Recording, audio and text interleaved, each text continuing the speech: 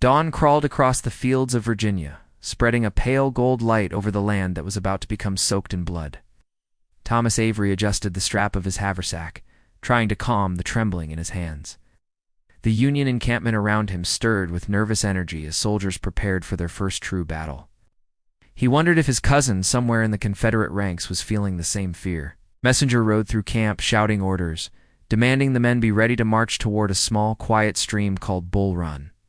Thomas had seen maps pinned on wooden tables, showing hills, valleys, and ridges. But none of the lines explained how terrifying battle truly was. Rumors had spread that the Confederate army was gathering nearby under General Beauregard. It almost felt like both armies were being pulled toward each other by fate itself. Back in Charleston, Eliza stood by her window watching gray clouds gather above the rooftops. News of the coming battle had reached even the quietest corners of the South. Families whispered anxiously in markets, churches, and parlors, wondering whose sons would survive the week. Eliza couldn't shake the feeling that the world was spinning towards something dark and unstoppable. In Washington, President Lincoln reviewed telegrams laid before him like grim omens. Every message spoke of tension, movement, and uncertainty. Advisors urged him to strike early and strike hard, hoping to end the rebellion quickly. But Lincoln knew nothing about this war would be quick. As Thomas marched with his regiment toward Bull Run, the morning sun rose higher, warming the backs of thousands of Union soldiers. Their blue uniforms shimmered in the light as if trying to make them look braver than they felt. Cannons creaked along muddy paths led by horses snorting clouds into the cool air. The sound of marching boots created a steady, unnerving rhythm. Meanwhile, miles away on the Confederate side, Thomas's cousin Caleb adjusted his kepi cap and wiped sweat from his brow. The Southern troops had dug defensive positions along the ridges overlooking the stream. Officers whispered that the Union Army was larger and better supplied, but the Confederates held the high ground. Caleb clutched his rifle tighter, praying silently. Eliza walked through Charleston's main square, watching women kneel on church steps, praying aloud for their fathers, brothers, and sons. A Confederate flag fluttered above the courthouse, snapping sharply in the wind like a warning. Even the children seemed quieter than usual. Eliza sensed that Charleston's celebration after Fort Sumter had been replaced by a heavy dread.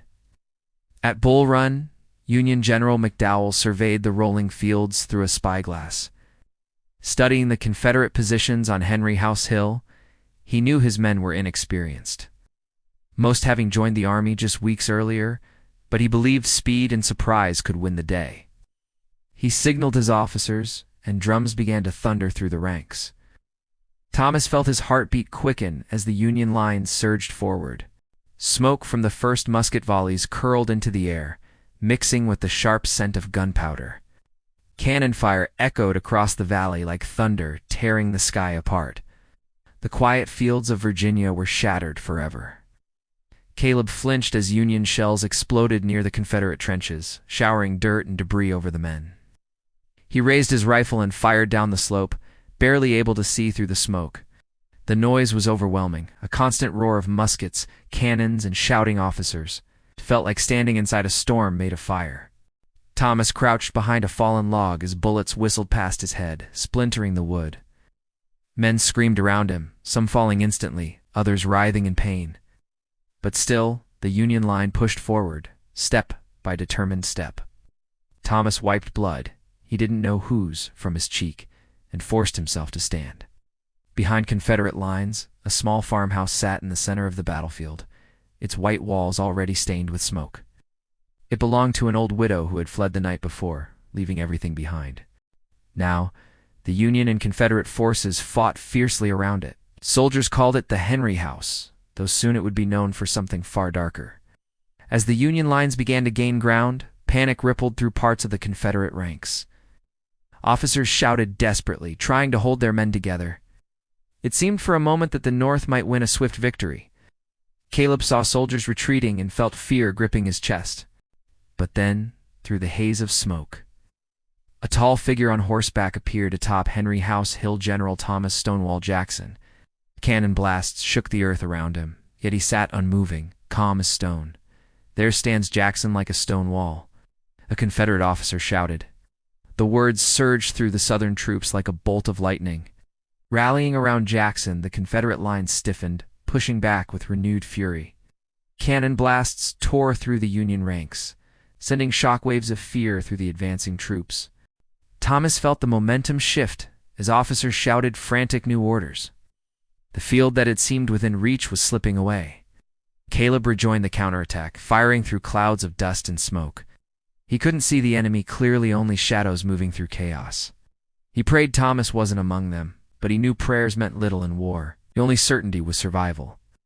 Thomas ducked as Confederate artillery slammed into the Union flank, breaking the line like a fragile branch. Men dropped their rifles and ran. Stumbling through briars and fallen bodies, officers tried to hold them, but the panic was stronger than command. Fear spread faster than orders. Porters, politicians, and even curious civilians from Washington had come to watch, expecting a grand Northern victory. Instead, they witnessed the Union Army collapse in chaos. Wagons overturned, horses bolted, and soldiers fled across bridges that buckled under the weight of retreat. The path back to Washington became a river of fear. Caleb lowered his rifle as the Union lines finally broke, disappearing into the distance. Confederate cheers erupted across the hills, echoing through smoke-filled air. It was the South's first major victory. But Caleb felt no triumph from the exhaustion and dread for what this war would become. Thomas limped toward the retreating column, his clothes torn, his body bruised, his spirit shaken. He had survived, but the shame of defeat hung heavily over the Union ranks. He wondered if he would ever truly be the same again. Behind him, the sky glowed red with the burning fields of Bull Run. In Charleston, church bells rang wildly as news of the Confederate victory arrived. People danced in the streets, waving flags and shouting with pride. But Eliza felt her stomach twist. Victory felt like the wrong word. In Washington, Lincoln read the battle reports in grim silence. Advisors whispered that the war might last longer than anyone imagined. Lincoln finally spoke, his voice low. "Then we must prepare for a long and terrible struggle." Night fell on Bull Run as fires smoldered across the battlefield. The cries of the wounded echoed under the dark sky. Caleb searched among the fallen for familiar faces, praying he wouldn't find Thomas. He never did, but he also never forgot the fear of almost losing him. Thomas finally reached a camp far from the battlefield, collapsing beside a dying fire. His hands still trembled as he remembered the thunder of cannon shaking the earth. The war had shown its true face, and it was far worse than he imagined. He closed his eyes, knowing more battles awaited. Across the country, families waited by candlelight for news of their loved ones. Some would receive letters of survival. Others would receive letters sealed in black. The nation braced itself for what was coming. Liza sat at her desk, writing in her journal by lantern light.